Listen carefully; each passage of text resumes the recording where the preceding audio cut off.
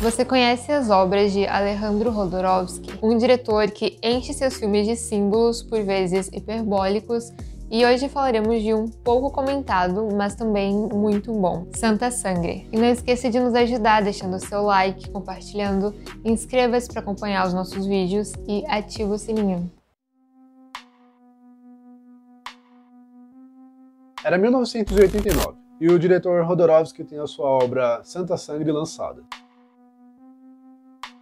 Alejandro é um camarada muito prolífico, com vários livros, obras teatrais e outras coisas aí, fora a sua cinematografia. Ele é muito conhecido por El Topo e a Montanha Sagrada, ao menos aqui no Brasil. E provavelmente, se você procurar, achará muitos vídeos sobre os filmes citados. Se você já assistiu algum longa dele, certamente sabem o quão carregado de um aspecto psicodélico e por vezes surrealista suas obras são. O que não é de se estranhar vindo de um cara auto-intitulado psicomago e praticante da psicomagia, e com forte influência do circo e do teatro desde seus 18 anos, até onde se pode verificar. Em Santa Sangre nós conhecemos Fênix, um cara internado num hospício, e no decorrer da história somos apresentados à sua infância, para entender o que levou ele até lá, para então se desenrolar nas consequências de sua psicose. E aqui, diferente de El Topo e a Montanha Sagrada, apesar de rolar a questão da jornada da autodescoberta, tem um tom bem mais intimista, em um mundo circense com um figurino muito bem trabalhado, o que acaba por realçar ainda mais essa característica. E fica a dica, se você ainda não conhece a obra, talvez já esteja na hora. Bom, vamos lá. Como foi dito na parte sem spoiler, no longa somos apresentados a Fênix, assim logo de imediato mesmo. E digamos que ele não tem um comportamento muito comum. Ele está nu em cima de uma árvore.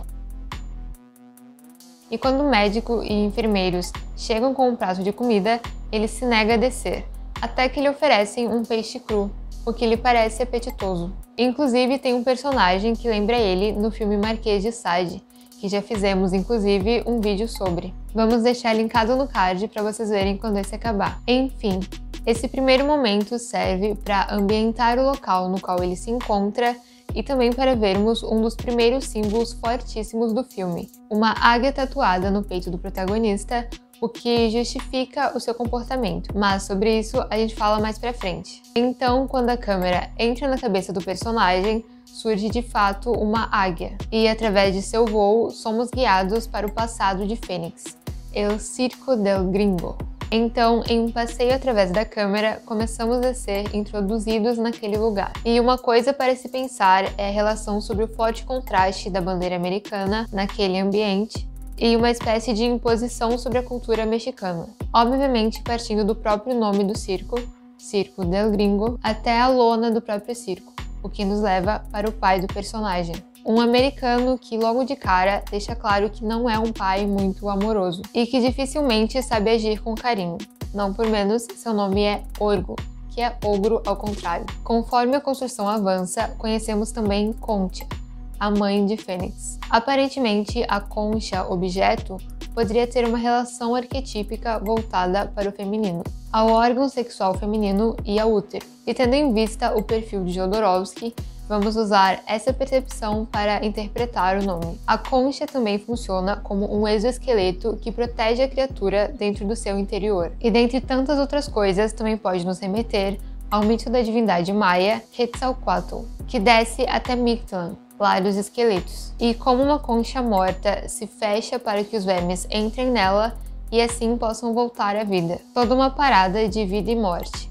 Mas enfim. Concha é uma mulher que, apesar de também trabalhar no circo, é uma fanática de sua religião e sua fé em Santa Sangre.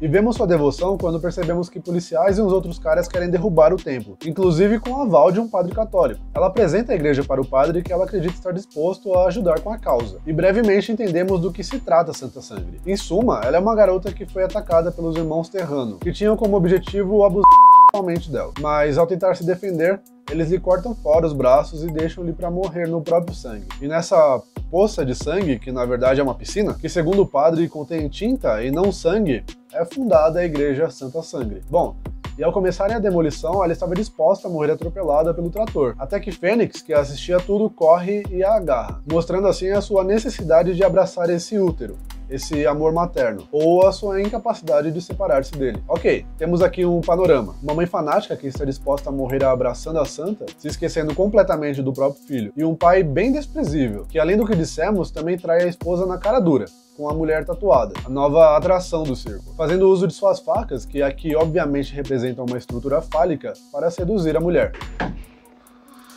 A mulher tatuada tem uma filha, a Alma, por quem o pequeno Fênix é apaixonado. Mas calma que já falamos dela. Após uma briga de seus pais, a qual o Fênix assiste, e uma certa confusão de informações, seus pais acabam fazendo sucesso. E aqui falamos confusão porque Orgo também trabalha com hipnose. E não dá pra saber direito se a sua esposa está ou não sob efeito de hipnose quando topa fazer um amorzinho.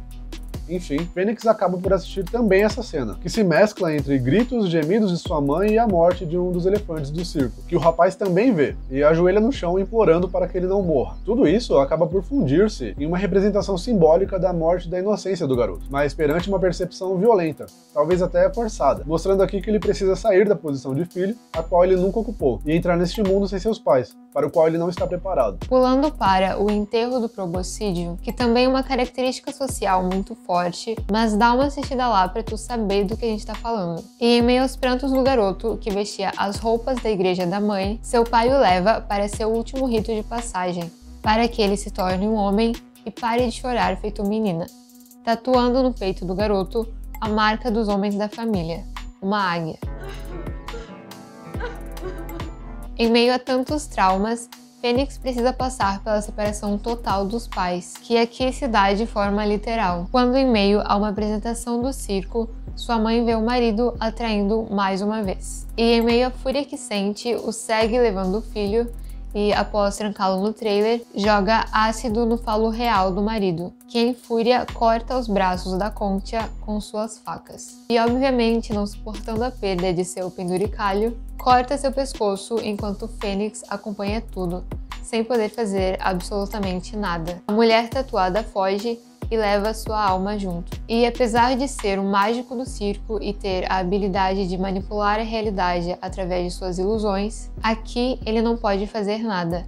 E o real o derruba para a perda de toda a estabilidade possível. Parece que o filme teve como roteirista não apenas o diretor, mas também Roberto Leone e Cláudio Argento, e teve sua construção primeiro com base nas experiências de Leone, que trabalhava na biblioteca de um hospital psiquiátrico, e escreveu uma história sobre TDI, ou transtorno dissociativo de identidade, que, segundo o DSM-5, em resumo, a pessoa possui a presença de 2 ou mais estados de personalidade distintos, ou uma experiência de possessão, variando referente à motivação psicológica. Também o nível de estresse, de conflitos e dinâmicas internas. Pessoas com este transtorno podem relatar terem se tornado observadores despersonalizados de si mesmos, e também as suas falas e ações, por vezes sentindo-se incapazes de fazer algo para solucionar a questão, sendo a despersonalização a sensação de observar a si mesmo de fora do corpo, ou ter a sensação de que as coisas ao redor não são reais, inclusive podendo relatar ouvir vozes, que podem também surgir como fluxo de pensamentos múltiplos, dentre muitas outras coisas. Sendo assim, talvez você tenha interesse de assistir ao filme e acompanhar a jornada de morte e renascimento de Fênix, e desenrolar o resto das metáforas que surgem sem parar durante as 2 horas de filme.